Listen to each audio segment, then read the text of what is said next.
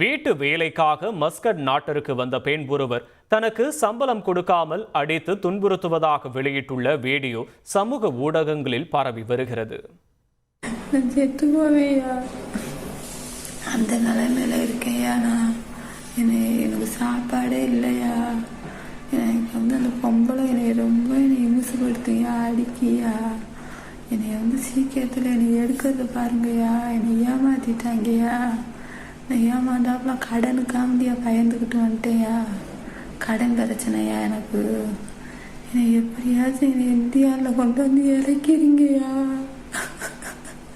எனக்கு சம்பளம் உனக்கு 40,000 போடுறேன்னு சொல்ல நான் ஏமாந்தாப்புல வந்துட்டேன்யா, படிக்க தெரியாதியா, என்னை எப்படியாச்சும் என்னை இறக்கி விட்டுருங்கய்யா, எனக்கு எதுவுமே பேச கூட தெரியலையா, இங்கே அவங்க என்ன வார்த்தை சொல்கிறாங்கன்னு கூட எனக்கு தெரிய மாட்டேங்கய்யா, எனக்கு அடைச்சி போட்டிருக்காங்கய்யா.